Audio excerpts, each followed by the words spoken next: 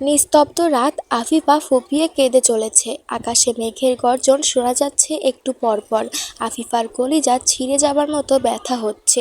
একে তো সে জহিরকে ভীষণ ভালোবাসে, তার উপর আজকে দেখতে আসা পাত্রকে আফিফার একটুও পছন্দ হয়নি। কেমন কেমন যেন লেগেছে লোকটাকে, শেয়ালের মতো ধূর্ত যেন। এত দ্বিধাদ্বন্দ্ব নিয়ে কি একটা নতুন জীবন শুরু করা যায়? আফিফা তো এরকম চায়নি। জহির ভাইয়ের মতো শান্তশিষ্ট নরম মনের একজন মানুষকে চেয়েছে সে। যেই জহির ভাই ছোটবেলায় খেলার সময় মারামারি হলে চুপচাপ এক কোণে দাঁড়িয়ে থাকতো, সবাই যখন খেলতো জহির ভাই তখনও চুপ করে দাঁড়িয়ে থাকতো এক কোণে। ধ্রুব ভাই সব সময় তাকে টেনে খেলতে নিয়ে যেত। সেই মুহূর্তে জহির ভাই লাজুক ভঙ্গিতে হাসতো। খাবার টেবিলে সবার হাজার আবদারের ভিড়ে জহির ভাই থাকতো নীরব। যাই দেওয়া হতো বিনা বাক্যব্যয়ে খেয়ে উঠে যেত। আফিফার মনে পড়ে আজ অবধি কোনো দিন জহির ভাই মুখ ফুটে কিছু খেতে চায়নি। হয়তো লজ্জা পেত ভীষণ। মামাদের বাসায় থাকছি এই চক্ষু লজ্জায় জহির ভাই কখনো কারো দিকে তাকিয়ে কথা বলেনি। আদনান ভাই সবসময় ধ্রুব ভাই জহির ভাইয়ের সাথে লেগে যেত ঝগড়া। সবসময় আফিফা দেখেছে ধ্রুব ভাইকে ডাল হয়ে দাঁড়াতে জহির ভাইয়ের পাশে। মুখচোরা জহির ভাই কেমন বিনীত ভঙ্গিতে চুপ হয়ে থাকতো। আফিফার কিশোরী মন্ত জহির ভাইয়ের এই লাজুকলতা, নীরবতা, মুচকি হাসি এসব দেখেই দ্রবীভূত হয়ে গেছে সেই কবে। ভালোবাসা কি অত হিসেব নিকেশ করে হয় নাকি? আফিফার রুমের দরজায় টোকা পড়ল। চোখ মুছে দরজা খুলতেই দেখে তার মা আদিবা বেগম দাঁড়িয়ে আছে। আফিফা জিজ্ঞেস করার আগেই তিনি বললেন, আজকে তোর সাথে ঘুমাবো। বিয়ে হয়ে গেলে তো মা মেয়ে আর একসাথে শুয়ে গল্প করার সুযোগ পাবো না, তাই চলে এলাম তোর রুমে। আফিফা হেসে উঠল। আফিফা জানে মায়ের ভয় আফিফা ভুলভাল কোনো কাণ্ড করে বসে কিনা তা নিয়ে, এজন্য পাহারা দিতে এসেছেন তিনি আফিফাকে। আদিবা বেগম মেয়ের হাত ধরতেই আফিফা কেঁদে উঠল। মেয়ের এই বুক ভাঙা কান্না দেখে আদিবা বেগমেরও বুক কেঁপে উঠল। ভুল করছেন না তো তিনি? মেয়েকে একটা সুখী জীবন দিতেই তো এই সম্বন্ধে রাজি হয়েছেন। ছেলের অনেক টাকা পয়সা আছে, সব তো ঠিক আছে, তবে মেয়ের এই কান্না কিসের? কি করবেন কিছু বুঝতে পারছেন না। একবার কি জহিরকে বলে দেখবেন? জহির ছেলেটা তো খারাপ নয়, সব দিক দিয়েই ভালো। নিজেদের হাতের উপর বড় হওয়া ছেলে। বড় মুহূর্তে মনে পড়ল নিজের কৃতকর্মের কথা। লিলি কি আফিফাকে ছেলের বউ করতে রাজি হবে? তিনি তো রাজি হননি। আদনান বিদেশ যেতেই তিনিও মত বদলে ফেলেছেন। আদিবা বেগমের মাথা কাজ করছে না। মেয়েকে নিয়ে শুয়ে পড়লেন। ঘুমাতে ঘুমাতে টের পেলেন মেয়ে অন্যদিকে ফিরে কান্না করছে। বোবা কান্নার ফলে কেঁপে উঠছে সারা শরীর তার। জহির বসে আছে তার রুমের বারান্দায়। নিচতলায় মায়ের রুমের পরের রুমটাই জহিরের। বাহিরে শুক্ল পক্ষের চাঁদ উঠেছে, রূপলি আলোয় ভেসে যাচ্ছে চারদিক। জহিরের ভীষণ মন খারাপ লাগছে। এরকম চাঁদনি রাত হলেই জহিরের মন খারাপ হয়ে থাকে। জহিরের বাবা নাজিমুদ্দিন এরকম এক চাঁদনি রাতেই ইহলোকের মায়া ত্যাগ করে চলে গেছেন পরকালে। স্পষ্ট মনে আছে সব জহিরের। জহিরের তখন 12 বছর বয়স, নয়নার 10 আর জাবির 7 বছরের। জহির সেদিনও জানালার পাশে বসে পড়ছিল। বিজ্ঞান বই নিয়ে পড়তে বসেছে জহির। সেই সময় শুনতে পেল বাবা নয়নাকে ব্যাকুল হয়ে ডাকছে। জহিরও ছুটে গেল। 3 দিন ধরেই তার জ্বর ছিল। নয়নার 2 হাত বুকে চেপে ধরে রেখেছিলেন বাবা। জহির আর জাবির যেতেই জহিরকে বললেন, ভাই বোন রে দেইখা রাইখো বাবা, আমার যদি কিছু হইয়া যায় মনে রাইখো তুমি সবার মাথার ছাতা হইয়া থাকন লাগবো। তুমি রইদে পুরবা বৃষ্টিতে ভিজবা, তবে মা আর ভাই বোন রে যেন রোদ বৃষ্টি ছুঁইতে না পারে, তাগো যেন কষ্ট না হয়। আমার নয়না মার মাথার উপরে তোমার বটগাছের লাহান থাকন লাগবো বাবা। মরণের সময় পর্যন্ত মনে রাইখো আমার জীবনের সবচেয়ে আপন, আমার আদরের দুলালি, আমার কলিজার টুকরা তোমার বই নাছিল। তারে খুশি রাখতে পারলে মরণের পরেও আমার কোনো কষ্ট থাকবো না। নিজের অজান্তেই জহিরের 2 চোখ ভিজে গেল। কই সে তো পারল না বাবার কথা রাখতে। নিজের বোনের আহাজারি জহির নিজ কানে শুনেছে। পাগলের মতো হয়ে যেতে দেখেছে বোনকে, তবুও বড় মামির মনের পাথর গলেনি। অথচ সবাই জানতো আদনান আর নয়নার ভালোবাসার কথা, এবং ওদের বিয়ে হবে এটাও বড়রা সবাই ভেবে রেখেছিল। আদিবা বেগম নিজেও তো এসব নিয়ে কত হাসি তামাশা করতেন নয়নার সাথে। সব ভুলে গেলেন তিনি আদনান বিদেশের মাটিতে পা দেওয়ার সাথে সাথে।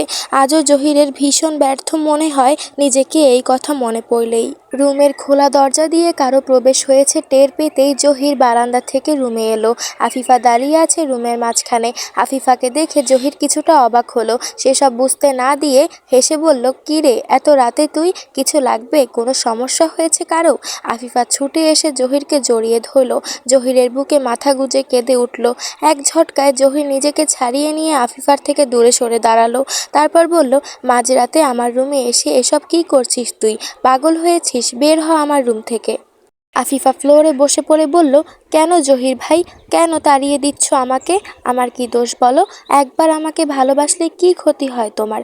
আমি ভিখারির মতো তোমার কাছে একটু ভালোবাসা ভিক্ষা চাই জহির ভাই। দেখ আফিফা, আমার এই ব্যাপারে কখনো কোনো আগ্রহ ছিল না। তোকে আমি কখনো সেভাবে দেখিনি। তাছাড়া আমারও তো মন আছে, আমার মনও তো তোকে চাইতে হবে। আমার মন এরকম কিছু চায় না। শুধু আমার মামাতো বোন আছিস, সেটাই থাক। আমার ব্যাপারটা একবার বুঝতে চেষ্টা কর। আমার মনের বিরুদ্ধে তো আমি তোকে ভালোবাসতে পারি না।" আফিফা এগিয়ে যেতে নিল জহিরের দিকে। জহির আরও 2 পা পিছিয়ে গিয়ে বলল, "খবরদার আফিফা, কাছে আসবি না। এসব নিয়ে যদি এত বাড়াবাড়ি করিস তোরা, তবে ভালো হবে না। তোর প্রতি আমার এক ফোঁটা ইন্টারেস্টও নেই। আমি আমার এক ফ্রেন্ডকে ভালোবাসি। আশা করি এরপর তোর আর বলার কিছু থাকবে না। যা আমার রুম থেকে। কেউ দেখলে ব্যাপারটা খারাপ দেখাবে।" আফিফা কেঁদে বলল, "যাব না। আমি এখানেই থাকবো। এই ফ্লোরে মাথা ঠুকে মরে যাব।" রুমের বাহিরে দাঁড়িয়ে আদিবা বেগম সব শুনলেন। মেয়েকে বিছানা ছাড়তে দেখে তিনি পিছু নিয়েছেন। মেয়েকে বাধা দেননি তিনি। রুমে এসে আফিফার হাত ধরে ফ্লোর থেকে তুললেন। বিনা বাক্য ব্যয়ে আফিফা মায়ের সাথে চলে গেল। ব্যাগ গুছিয়ে নিল জহির সেই মুহূর্তেই। বাড়িতে থাকলে আফিফা কখন কোন পাগলামি করে বসে কে জানে। এর চেয়ে ভালো চলে যাবে হোস্টেলে। ফজরের নামাজের পরেই জহির মায়ের থেকে বিদায় নিয়ে চলে গেল। যাবার আগে নয়না একবার বলল, "একবার ভেবে দেখ আফিফাকে নিয়ে ভাই।" জহির হেসে বলল, "মনের থেকে তো একটা ফিলিংস থাকতে হবে নয়না, সেটা আমার নেই আফিফার জন্য। বড় মামির উপর রাগ হচ্ছে পরের ব্যাপার, জোর করে কি কিছু হয়?" সকালবেলা শালুক মুখ অন্ধকার করে ব্যাগ গুছিয়ে নিল স্কুলে যাওয়ার জন্য। কিছুক্ষণ মা বাবার সাথে ঘ্যান ঘ্যান করেছে আফিফার শ্বশুর বাড়ি দেখতে যাবার জন্য সবার সাথে। বাবা যেই একটু নরম হলো সম্মতি দিতে যাবেন, সেই মুহূর্তে জমের মতো হাজির হলো ধ্রুব ভাই। কড়া গলায় শালুককে জিজ্ঞেস করলো, "লাস্ট কবে স্কুলে গিয়েছিস?" শালুক জবাব দিতে পারল না। স্কুলে টানা কয়েকদিন ধরে যাওয়া হয় না। ফয়েজ আহমেদ সেই কথা শুনতেই বললেন, "না না, তোর এক্সাম সামনে, এখন স্কুলে যেতে হবে। তোর ওখানে যাওয়া চলবে না। বিয়ে হলে যাওয়ার অনেক সুযোগ হবে। এখন তুই স্কুলে যা।" সেই থেকে শালুকের মন খারাপ। শালুক স্কুলে যাবার সময় দেখলো আশা একটা হিজাব পরে নিচে এসেছে। ধবধবে ফর্সা আশার গায়ের রং। বাবা আমেরিকান হওয়ায় আশা বাবার গায়ের রং পেয়েছে। তেমনি লাল চুল, দেখলেই বোঝা যায় তাকে খাঁটি বিদেশিনী। আশাকে দেখে মুখ বাঁকিয়ে শালুক চলে গেল। একটা জাম কালার হিজাবে আশাকে ভীষণ সুন্দর লাগছে। আদনান আশাকে দেখে অবাক হলো। আশার এই লুকটা আদনানের অজানা। আশা হাসতে হাসতে বলল, "জানো ধ্রুব কাল রাতে আমাদের সবার জন্য গিফট এনেছে। আমার তো খুবই ভালো লেগেছে। ফার্স্ট টাইম আমি এই হিজাব ট্রাই করেছি। শাপলা আমাকে পরিয়ে দিয়েছে। সুন্দর লাগছে না?" আদনান মুগ্ধ হয়ে তাকিয়ে রইল। তারপর বলল, "তোমাকে অনেক বেশি সুন্দর লাগছে আশা।" আশা মুচকি হেসে বলল, "তুমি তো কখনো আমাকে কিছুই গিফট দাও না। আমেরিকা থাকতেও দাওনি কখনো, দেশেও দাওনি, অথচ ধ্রুব কি সুন্দর সবার সাথে আমার জন্য মনে করে গিফট এনেছে। থ্যাংক ইউ ধ্রুব।" ধ্রুব বসে বসে পাউরুটি জেলি মাখিয়ে খাচ্ছিল। আশার দিকে তাকিয়ে মুচকি হেসে ওয়েলকাম বলে আবারও খাবারে মনোযোগ দিল। আদনানের মুড অফ হয়ে গেল হঠাৎ করেই। আশা কি ধ্রুবর প্রতি ইমপ্রেস হচ্ছে? ধ্রুব কি আশাকে ইমপ্রেস করার একটা সূক্ষ্ম চাল চালছে নাকি? সোনার হরিণ হাতছাড়া হয়ে যাবে না তো ধ্রুবর জন্য? তিক্ততায় ভরে গেল আদনানের মন। আশার সামনে বারবার নিজের ইমেজ খারাপ হয়ে যাচ্ছে। কিছু একটা করতেই হবে আদনানকে। ভেবে নিয়ে আদনান ঠিক করলো আশাকে একা পেতে হবে। একা টাইম স্পেন্ড করে আশার মন অন্যদিকে ডাইভার্ট করতে হবে। একটা কাপে চা ডালতে ডালতে আদনান বলল, "দারুণ একটা মুভি দেখবো আশা, তাড়াতাড়ি খেয়ে নাও। দুজন মিলে পুরো মুভিটা এনজয় করব।" আশা বলল, "না, চলো ঘুরে আসি বাহিরে থেকে।" আদনান বিরক্ত হলো। বাহিরে গেলে কি আশাকে একান্তভাবে পাওয়া যাবে? গাধী মেয়ে ওর প্ল্যান বানচাল করতে চাচ্ছে। আদনান মুখে হাসি ফুটিয়ে বলল, "আজকে না আশা, আমার হাঁটুতে একটু ব্যথা করছে, হাঁটতে পারবো না আমি।" ধ্রুব বের হতে যেতেই আশা জিজ্ঞেস করলো, "কোথায় যাচ্ছ ধ্রুব?" ধ্রুব জবাব দিল, "বাহিরে যাচ্ছি, একটু ঘুরে আসি।" আশা চা শেষ না করেই দাঁড়িয়ে আদনানকে বলল, তুমি তাহলে রেস্ট নাও, মুভি এনজয় করো। তুমি তো হাঁটতে পারবে না, আমি ধ্রুবর সাথে ঘুরে আসি। ধ্রুব বের হয়েছে শালুকের স্কুলে যাবার উদ্দেশ্যে। স্কুলের টিচারদের সাথে দেখা করবে আর সেই সাথে শালুককে একটু কড়াকড়ি দেওয়ার জন্য বলে আসবে। আশাকে ধ্রুব বলল, আমার তো একটু কাজ আছে আশা, আমাকে স্কুলে যেতে হবে। অনেক দিন হলো স্যারেদের সাথে দেখা করি না। আশা আগ্রহী হয়ে বলল, আমার কোনো সমস্যা নেই, আমি ইন্টারেস্টেড তোমাদের স্কুলটা দেখতে। আদনানের কাছে তোমাদের স্কুলের অনেক গল্প শুনেছি, তোমরা সবাই নাকি অনেক ব্রিলিয়েন্ট ছিলে। আদনান কিছুই বলার আগে আশা বের হয়ে গেল ধ্রুবর সাথে। আদনান কিছু বলার আগেই আশা বের হয়ে গেল ধ্রুবর সাথে। চাইলেও আদনান যেতে পারল না, গেলে তার মিথ্যে ধরা পড়ে যাবে যে। একটা খয়েরি রঙের টি শার্ট আর ট্রাউজার পরে ধ্রুব হাঁটতে লাগলো। আশা কিছুটা পিছন থেকে ধ্রুবকে লক্ষ্য করছে। ধ্রুবর চলাফেরা, কথাবার্তা সবকিছুতে কেমন একটা পুরুষালী ভাব আছে। সেই তুলনায় আদনানকে আশার ন্যাকা মনে হয়। পুরুষ মানুষ হবে সিংহের ন্যায়, সারাক্ষণ কেন সে বিড়ালের মতো চলবে? আদনানকে ব্যাপারটা বলেও আশা বুঝাতে পারেনি। আশা থমকে দাঁড়ালো হঠাৎ। সে কি ধ্রুবর উপর দুর্বল হয়ে যাচ্ছে? এরকম তো কত ছেলেকেই আশা দেখেছে। আশার তো এরকম কতগুলো বয়ফ্রেন্ড আছে আমেরিকায়, কই তাদের কারো প্রতি তো আশা এভাবে ইমপ্রেস হয়নি। তবে ধ্রুবকে নিয়ে আশা ভাবছে কেন? ধ্রুবর সব কিছু আশার এত ভালো লাগছে কেন? শেষ ক্লাসের স্যার এসে শালুককে বলল, ধ্রুব এসেছে আজ স্কুলে, ছেলেটা ভীষণ ট্যালেন্টেড। তোমার ফ্যামিলির সবাই তো আমাদের হাতেই মানুষ, সবাই তো মেধাবী শালুক, তুমি এমন কেন পড়ালেখায়? ধ্রুব, হেড স্যার সহ আমরা যতজন তোমার ক্লাস নেই সবাইকে বিশেষভাবে বলে গেছে তোমাকে যাতে একটু কড়াকড়ি দেওয়া হয় পড়াশোনার জন্য। শালুক দাঁত কিরমিরিয়ে মনে মনে বলল, তোর মাথায় 100টা কাক হাগুমুতু করুক তার ছিঁড়া ধ্রুব, আজকে যদি তোকে একটা কঠিন শাস্তি না দিছি তবে দেখিস। বিকেলে শালুকের টিচার এলো শালুককে পড়াতে। শালুকের মনে হলো কেউ যেন ওর কলিজাটা কেটে ফালা ফালা করে দিচ্ছে। শালুকের রুমে গিয়ে ধ্রুব পলককে বসতে বলল। তারপর শালুক ভোঁতা মুখ করে নিজের চেয়ার টেনে পড়তে বসলো।